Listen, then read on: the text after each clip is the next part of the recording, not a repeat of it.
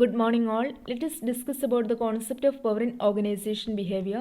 These are the key points to discuss, that is meaning of power, source of power, characteristics of power, acquisition of power, tactics to gain power and empowerment. First of all, meaning of power. Power simply means ability to influence the behavior of other people in the organization and to get them to do what they otherwise would not have done. മറ്റുള്ളവരുടെ ബിഹേവിയറിനെ influence ചെയ്തുകൊണ്ട് അവർ മുമ്പ് ചെയ്യാത്തൊരു കാര്യം അവരെ കൊണ്ട് ചെയ്യിപ്പിക്കാനുള്ള ഒരാളുടെ എബിലിറ്റിക്കാണ് power എന്ന് പറയുന്നത്. അതായത് A's ability to influence the behaviour of B, so B acts in accordance with A's wishes. A എന്നൊരു വ്യക്തി ബിയുടെ ബിഹേവിയറിനെ ഇൻഫ്ലുവൻസ് ചെയ്യുന്നു, അതോടൊപ്പം തന്നെ ബി എയുടെ വിഷസ് അനുസരിച്ച് ഒരു ടാസ്ക് കംപ്ലീറ്റ് ചെയ്യുകയും ചെയ്യുന്നു. That is simply the power of A. There is two parties, agent and target. Here A is agent and B is target. Next point is source of power. Mainly 5 sources of power ആണുള്ളത്: legitimate, reward, coercive, expert and referent power. First one, legitimate power. It is the power received due to a person's position in the hierarchy. Position of authority include coercive and reward power. ഒരു ഓർഗനൈസേഷനിൽ ഒരു പേഴ്സൻ്റെ പൊസിഷനെ depend ചെയ്തിട്ടുള്ള പവറാണ് legitimate power എന്ന് പറയുന്നത്. അതായത് top level മാനേജേഴ്സിന് കിട്ടുന്ന പവർ ലെജിറ്റിമേറ്റ് പവറാണ്. ഈ ഒരു പവർ കിട്ടുന്നതോടൊപ്പം തന്നെ അവർക്ക് എല്ലാം എക്സൈസ് ചെയ്യാനുള്ള, അതായത് കൊയേഷീവ് പവർ, റിവാർഡ് പവറൊക്കെ എക്സൈസ് ചെയ്യാനുള്ള റൈറ്റ് കൂടി കിട്ടുന്നുണ്ട്. അതായത് അവർക്ക് അതിനുള്ള അതോറിറ്റി ലഭിക്കുന്നുണ്ട്. ഈ അതോറിറ്റി ഓർഗനൈസേഷനിലെ മറ്റ് മെമ്പേഴ്സ് ഒബ്വിയസ്ലി ആക്സെപ്റ്റ് ചെയ്യുകയും ചെയ്യും. That is legitimate power. Next point is reward power. It is the opposite of coercive power. It is the degree to which a manager can use reward to control other people. ഓർഗനൈസേഷനിലെ സബോർഡിനേറ്റിനെ അല്ലെങ്കിൽ മറ്റു ആളുകളെ control ചെയ്യാൻ വേണ്ടിയിട്ട് ഒരു manager rewards use ചെയ്യുകയാണെന്നുണ്ടെങ്കിൽ that is the reward power of that manager. Reward may be money, promotions, compliments or enriched jobs.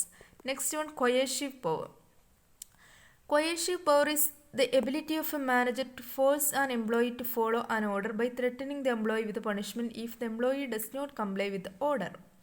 ഒരു എംപ്ലോയി ഒരു വർക്ക് ചെയ്യാൻ മടി കാണിക്കണമെന്നുണ്ടെങ്കിൽ, ആ വർക്കിനോട് മതിയായി കമ്മിറ്റ്മെൻറ്റ് കാണിക്കുന്നില്ല എന്നുണ്ടെങ്കിൽ, എംപ്ലോയീസ് ആ ഒരു വർക്ക് അത്രത്തോളം എഫക്റ്റീവായിട്ട് ചെയ്യുന്നില്ല എന്നുണ്ടെങ്കിൽ എംപ്ലോയർ ഒബ്വിയസ്ലി അവർ ഫോഴ്സ് ചെയ്തുകൊണ്ട് അല്ലെങ്കിൽ പണിഷ്മെൻറ്റ് കൊടുത്തുകൊണ്ട് ആ വർക്ക് കംപ്ലീറ്റ് ചെയ്യിപ്പിക്കുന്നതിനാണ് കൊയേഷീവ് പവർ എന്ന് പറയുന്നത്. Next one, expert power. It is ability to control another person's behaviour through knowledge and experience that the other person does not have but needs. ചില ആളുകൾക്ക് ഭയങ്കര നോളജും സ്കില്ലും എക്സ്പീരിയൻസും ഒക്കെ ഉണ്ടായിരിക്കും. അതുകൊണ്ട് തന്നെ നോളജ് ഇല്ലാത്ത, സ്കിൽഡ് അല്ലാത്ത, എക്സ്പീരിയൻസ്ഡ് അല്ലാത്ത ആളുകൾ ഒബ്വിയസ്ലി അയാളെ ഡിപ്പെൻഡ് ചെയ്യും. This dependency create A power on that independent expert. ആ എക്സ്പേർട്ടിന് അവിടെ ഒരു പവർ ക്രിയേറ്റ് ചെയ്യപ്പെടുകയാണ് ചെയ്യുന്നത്. കാരണം മറ്റുള്ളവർ അയാളെ ഡിപ്പെൻഡ് ചെയ്യുന്നു, ഒബ്വിയസ്ലി അയാൾക്ക് അവിടെ ഒരു പവർ ഉണ്ടാവുന്നു. That is expert power.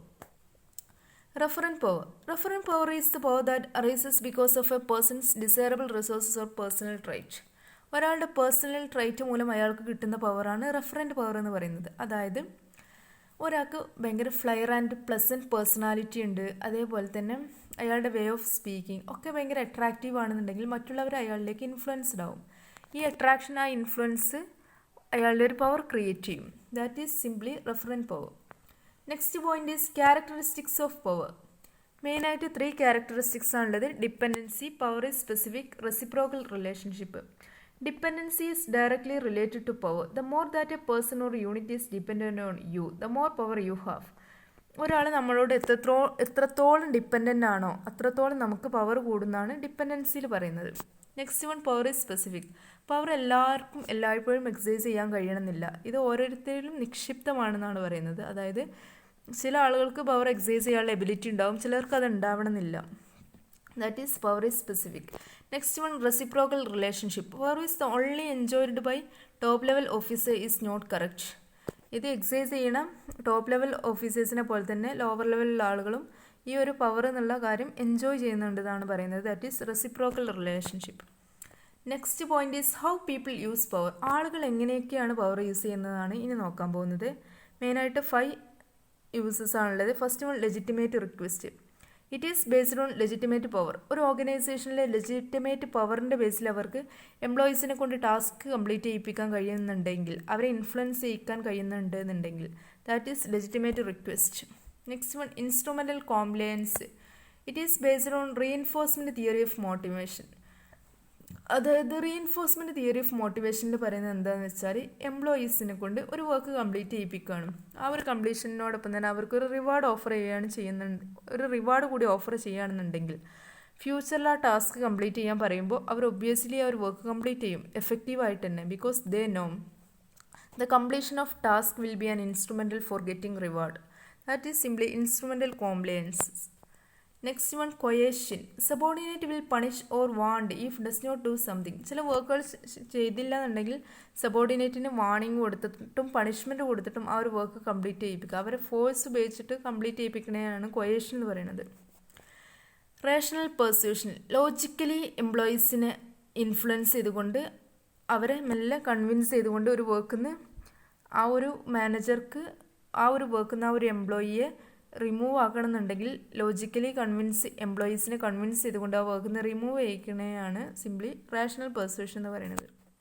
Next one personal identification. അയാളുടെ പേഴ്സണൽ ട്രൈറ്റ്സ് മൂലം ഫിസിക്കൽ അട്രാക്റ്റീവ്നെസ് ആവാം, അയാളുടെ അതേപോലെ തന്നെ പേഴ്സണാലിറ്റി, അതൊക്കെ വെച്ചിട്ട് മറ്റുള്ളവരെ ഇൻഫ്ലുവൻസ് ചെയ്യുകയും അട്രാക്റ്റ് ചെയ്യുകയും ചെയ്തുകൊണ്ട് ഒരു പവർ അക്വയർ ചെയ്യുന്നതിനെയാണ് പേഴ്സണൽ ഐഡൻറ്റിഫിക്കേഷൻ എന്ന് പറയുന്നത്. Next one, acquisition of power. Every manager has two-dimensional power base. The first is the positional power by virtue of the status in the organization and the personal power because of personal characteristics and knowledge. രണ്ട് രീതിയിലാണ് ഒരു മാനേജർക്ക് power അക്വിസൈറ്റ് ചെയ്യാൻ പറ്റുക. ഒന്ന് positional പവറും രണ്ടാമത് personal പവറും. പൊസിഷണൽ പവറിൽ വരുന്നതാണ് സെൻട്രാലിറ്റി, സ്കാസിറ്റി, അൺസർട്ടനിറ്റി, സബ്സ്റ്റിറ്റ്യൂട്ടബിലിറ്റി. സെൻട്രാലിറ്റിയിൽ പറയുന്നത് ഒരു ഓർഗനൈസേഷനിൽ സെൻട്രൽ തീമാണ് ആ മാനേജർ എന്നുണ്ടെങ്കിൽ ഒബ്വിയസ്ലി അയാൾക്ക് പവർ ഉണ്ടായിരിക്കും. സ്കാസിറ്റിയിൽ എന്ന് പറയുന്നത് സ്കേഴ്സ് റിസോഴ്സസിനാണ് എപ്പോഴും ഡിമാൻഡ് കൂടുതലും അതേപോലെ പവർ കൂടുതലും. സ്കേഴ്സ് റിസോഴ്സസ് പൊസസ് ചെയ്യുന്ന ആൾക്ക് എപ്പോഴും പവർ കൂടുതലായിരിക്കും. റിസോഴ്സസ് ആർ പ്ലെൻറ്റി അവൈലബിൾ ആണെന്നുണ്ടെങ്കിൽ ഒബ്വിയസ്ലി അവിടെ പവർ ഉണ്ടായിരിക്കില്ല. അതുകൊണ്ട് തന്നെ നോളജും എക്സ്പീരിയൻസും സ്കില്ലൊക്കെ ഉള്ള ആളുകൾ സ്കേഴ്സ് റിസോഴ്സ് ആയിരിക്കും. അതുകൊണ്ട് തന്നെ അവർക്ക് പവർ കൂടുതലായിരിക്കും.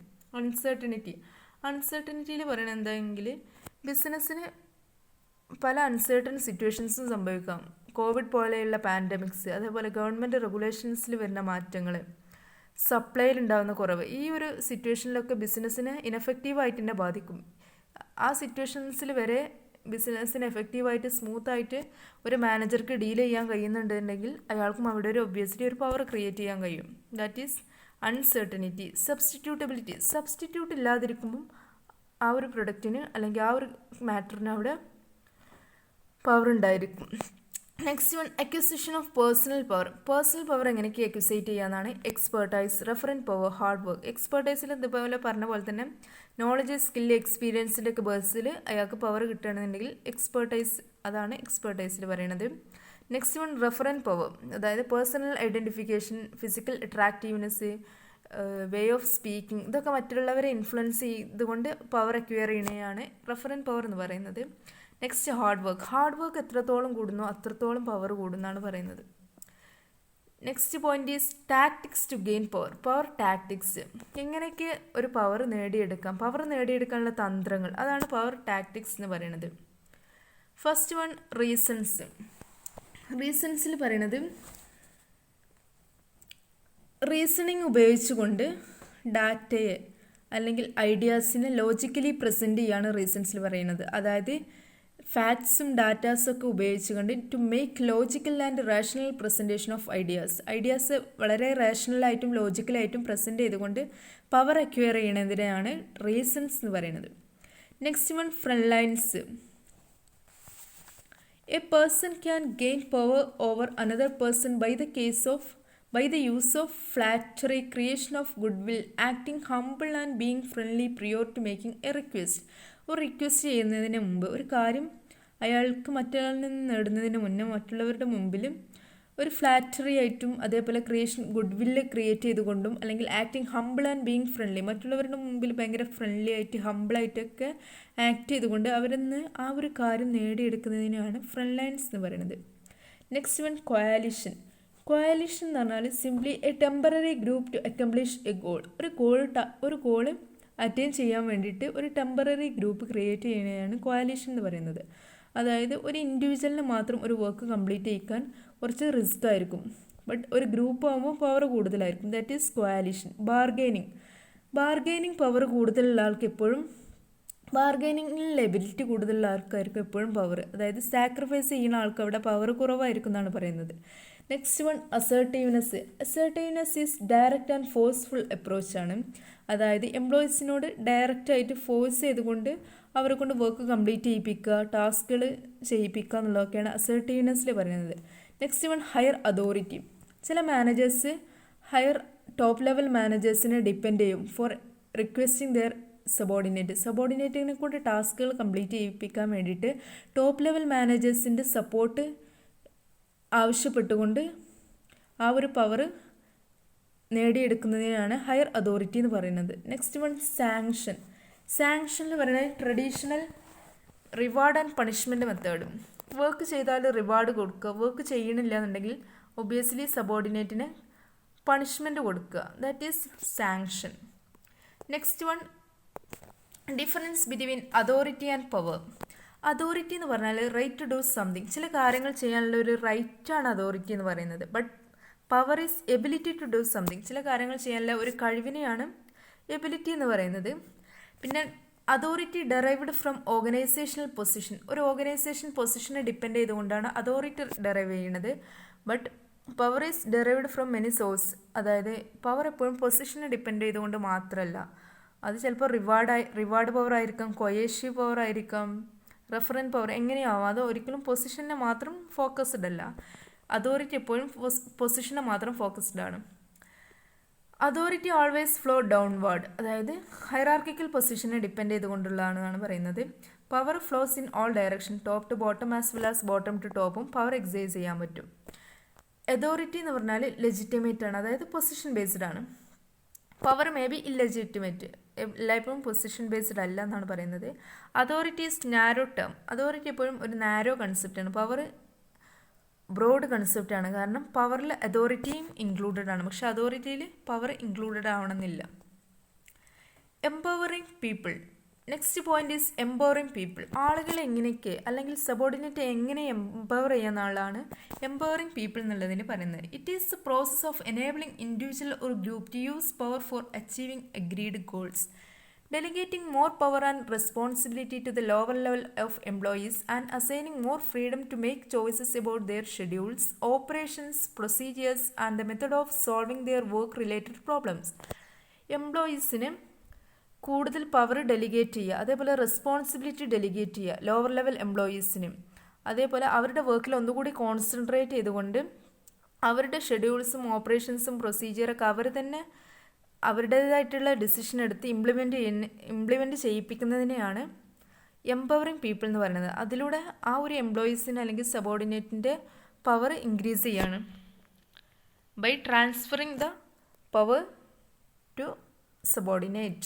The executive must learn to delegate their task to the subordinate and make them more responsible in their work.